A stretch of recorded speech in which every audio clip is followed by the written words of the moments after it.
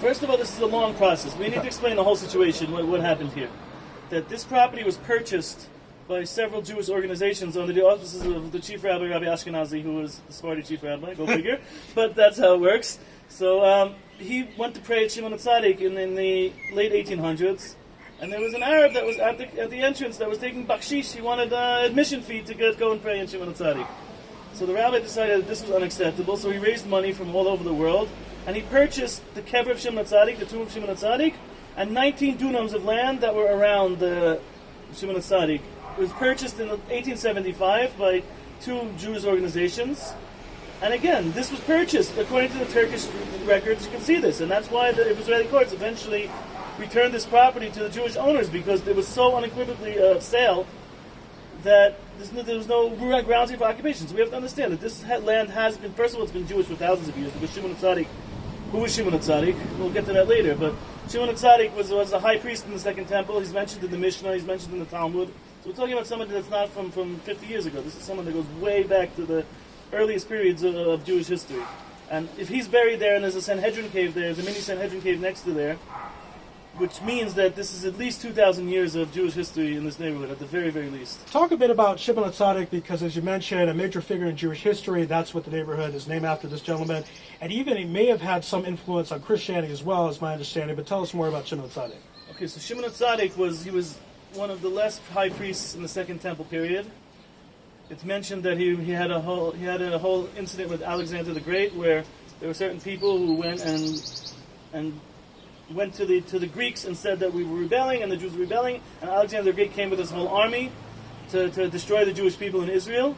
And Shimon HaTzadik went out in his clothes, in his Kohen Gadol outfit, which is generally not allowed, but to save the Jewish people you can take certain leeways sometimes. So he went out in his whole Kohen Gadol outfit. He went to meet Alexander the Great, and when Alexander the Great saw him, he got off his horse and he bowed down to him. So everyone's like, well, what's going on here? What is this going on? So Alexander the Great said that every time I go into battle, if I see a vision of this man the night before the battle, I know I'm always going to be victorious. And this is that guy. So if that's the guy who I'm seeing now, there's no way I can destroy him, and I can destroy him, and the Jewish people were saved. And because of that, he wanted to put he saved the Jewish people, and because of that, he wanted to put a statue of himself in the temple. And obviously that's not acceptable under Jewish law to have statues of anything or anyone in the temple or anywhere else. So he made a compromise, and he said for the next year, every male son will be named Alexander. So to this day, there are Jews that are named Alexander. There are Jews named Sender in Yiddish. And that comes from way back then, that Jews are named Alexander in deference to Alexander the Great, that he decided to spare the Jewish people and the merit of Shimon HaTzadik. And again, Shimon HaTzadik is also mentioned in the Mishnah. He's mentioned in Pirkei Avot. He's mentioned in other places in the Mishnah, in famous teachings. So we're talking about, this is a person who was very, very influential in Israel, in Jewish law, in Jewish religious practice, 2,000 years ago already, and he's buried in this neighborhood. This is his tomb, traditionally. And not only that, even if this wasn't the tomb of Shimon HaTzadik, there's a mini Sanhedrin cave where members of the Sanhedrin of that time were buried there, and that's undisputed archaeologically or anything else. So they know that the sarcophagi are in the British Museum. They stole everything and just left the bones. That's another story, not for now. But they pillaged the graves and just left the bones, and they had to be reburied in the tomb of Shimon HaTzadik. And if anyone wants to go, you go to England to the British Museum, and you can see the original sarcophagi from these Sanhedrin caves that were 2,000 years old, burial ground for Jews. So it's very, very important that Jews be in this neighborhood. People have to understand that Shimon HaTzadik is a place where hundreds of people, sometimes thousands of people come every day to pray. Morning, noon, and night, there's people there. There's 2 kollels, as far as I know, maybe more, that are learning Torah full time there.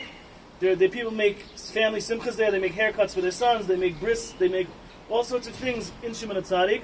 And families come, especially on Shabbos, with baby carriages. Women are wheeling their kids, and they're coming to pray and visit the tomb of Shimon HaTzadik. And it's only because of the Jewish presence in this neighborhood. It's only because crazy people like me and like us have decided to take up root in this neighborhood and live in this neighborhood, that there's free access for Jews that want to come and pray. And we just had Lag BaOmer. There were tens of thousands of Jews there.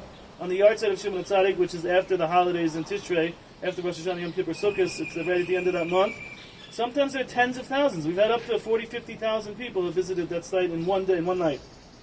So we're not talking about something that's fringe, that's on the side. This is a very, very important Jewish site. And the fact that we did buy this neighborhood with money so long ago, in the 1870s, is all the more reason that we should have the right to be there. This is not a settlement. And again, I want to say this, and people are saying this, I've said this a lot, no one has aired this yet, I hope you guys air this. that this is not a settlement. This was land that was purchased legally, according to everybody, by Jews in 1875, and Jews had lived there at some point. Some places yes, some places no. The neighborhood above also, Nachalat Shimon. There was a Yemenite neighborhood. There was other houses there. There were people who lived in these neighborhoods, and they were expelled in 1948 by the British and the oncoming war of the Jordanian Legion and everyone else. And this is not a settlement. The squatters here, the settlers, so to speak, here. Again, I'm not against settlement. I don't want anyone to misconstrue this that I'm speaking against settlements. I was a settler, so to speak, for years. I believe Jews have a biblical commandment to settle the land of Israel. Settlement is not a bad word. Settler is not a bad word. It's one of the biggest mitzvahs in the Torah to settle the land of Israel. So I just want to make that clear. But anybody who is anti-settlement, anybody who thinks settlements are a bad thing, especially when it's on private land, and we hear this all the time, that the settlements are building on illegal Palestinian land, and the Supreme Court says they have to be bulldozed. So now we have a situation in Jerusalem where there are Arabs who are illegally squatting on Jewish-owned land, with the documentation, with everything. So where is the Supreme Court? Where are the outraged leftists? Why are the leftists not coming here and demanding that the Palestinians immediately get out of these houses and give it back to their rightful Jewish owners? This shows the tzbiut, how do you say, the cynicism, the hypocrisy of the Israeli and the international left, that here is a clear case when they should be very, very firmly on the side of the Jews in this neighborhood, because the law is on our side, the ethics is on our side, morality is on our side, because this was, again, purchased property. No one disputes that we own this property. No one disputes that this was a Jewish neighborhood. No one disputes that there's Jewish significance in this neighborhood. But because people came in 1956 and illegally squatted that land and illegally occupied our land, and again, we're talking about international law, everyone's saying that it's a war crime for Israel to forcefully displace people in land under their occupation. That's not what's happening here. That's exactly what happened in 1956 when the Jordanian government and the UN, who really should know better, come on UN, I mean if anybody knows better, it's the UN, illegally settled, so to speak, refugees on Jewish-owned land, on Jewish property. So how can this be? Could you imagine if Israelis would have, if anyone else would have done this anywhere in the world, that the UN would have settled people on disputed land, on disputed property, on places that was stolen but illegally, and nobody in the world except for England recognized the Jordanian occupation of East Jerusalem. Everything the Jordanians did in East Jerusalem from 1948 until 1967 was completely illegal according to international law, according to the United Nations. But was there one resolution that the Jordanians have to leave East Jerusalem? Was there one resolution against Jordanian settlement in Hebron and in Bethlehem and all these places? Was there one resolution against the persecution of Christians by the Muslims in all these places, in Beit Jala, in Bethlehem? All right, go ahead, continue as you were saying. Okay, as I was saying, so again, we don't hear any condemnation from the international community, from the UN.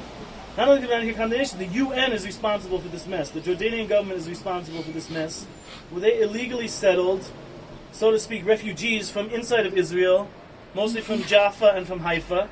The house I live in was built by people from Haifa that came in 1956. So again, it needs to be pointed out that the Arab presence in this neighborhood started in 1956. Not 1856, not 1756, not 56, 1956.